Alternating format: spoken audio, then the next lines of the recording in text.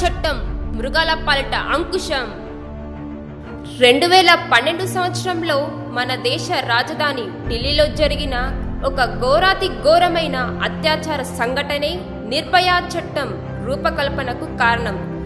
Criminal లా amendment act 2013 ప్రకారం అప్పటి వరకు మహిళా భద్రత కొరకు ఉన్న పలు చట్టాలను మేధావుల న్యాయకో విధుల మేధమదనంతో పదును పెట్టి రూపకల్పన చేసిన చట్టం నిర్భయ చట్టం.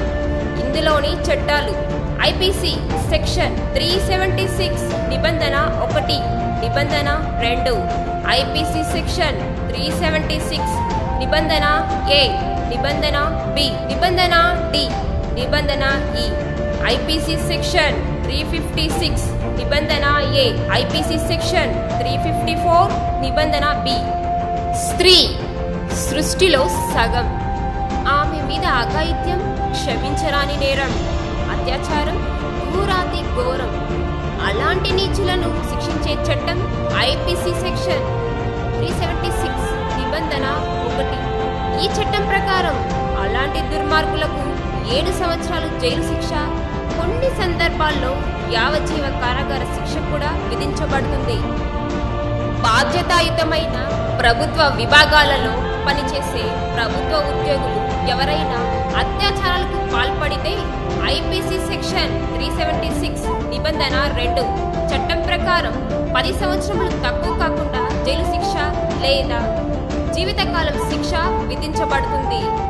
అత్యాచారమే ఘోరం, తీరని వ్యధ, మానసిక క్షోభ. అత్యాచారానికి గురైన స్త్రీ గాయాలతో మరణించిన, షాక్కు గురై మతిస్థిమితం కోల్పోయినా, ఆమెను ఆ స్థితికి తెచ్చిన లేదా కల్పించిన మానవ మృగానికి 20 సంవత్సరములు తక్కువ కాకుండా జైలు శిక్ష విధించబడుతుంది. భార్యాభర్తల బంధం పవిత్రమైనది. నిండు 100 ఏళ్లు కొనసాగించవలసిన వివాహ బంధం విచ్ఛిన్నమైనప్పుడు, విడాకులే శరణ్యమైనప్పుడు, విడాకులు తీసుకున్న సమయంలో గాని ఆ తదనంతరం గాని భార్యను బలవంతం పెట్టడం చట్టరీత్యా నేరం. ఆ నేరానికి ఐపీసీ సెక్షన్ 376 నిబంధన బి చట్టం ప్రకారం 2 నుంచి 7 సంవత్సరాల వరకు జైలు శిక్ష విధించబడుతుంది.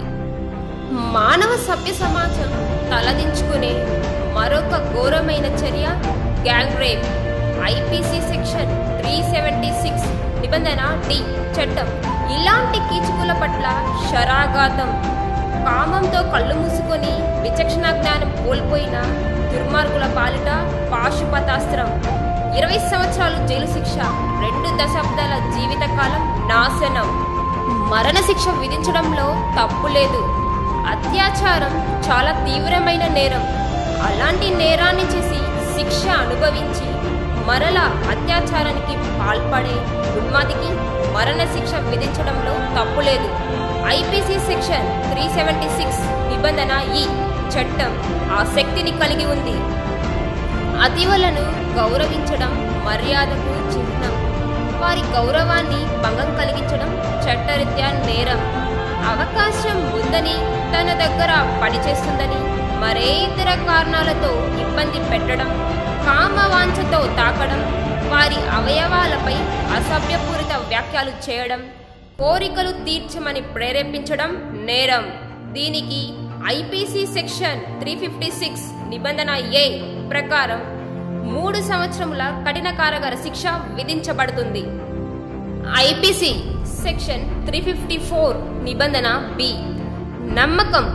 మనిషికి మనిషికి మధ్య బంధాన్ని పెంచేది. ఆ నమ్మకాన్ని వమ్ము చేస్తూ స్త్రీలను మోసపుచ్చి అసభ్యకరంగా ఫోటోలు, వీడియోలు గాని చిత్రీకరించడం, తద్వారా బ్లాక్మెయిల్ చేస్తూ అత్యాచారానికి పాల్పడితే అలాంటి నమ్మక ద్రోహులకు 3 నుంచి 7 సంవత్సరాల వరకు జైలు శిక్ష విధించబడుతుంది. ఇవండి మన చట్టాలు. చూసారా, తెలుసుకున్నారా? చట్టాలతో నేరాలను అరికట్టవచ్చా? లేదు, భయపెట్టవచ్చు. మరి ఎంతమందిని భయపెట్టగలము? అయితే పరిష్కారం సాధ్యమేనా? సాధ్యమే. మార్పుతో సాధ్యం. మన ఆలోచన విధాన మార్పుతో సాధ్యం. మన పిల్లల పెంపకంలో నేర్పించే సంస్కారంతో సాధ్యం. స్త్రీలను గౌరవించడం పుట్టుకతోనే నేర్పించాలి. ఆ ఆచారం తరతరాలు కొనసాగాలి. మార్పుకి నేను సిద్ధం. మరి మీరు సిద్ధమేనా? జయ హో మహిళ.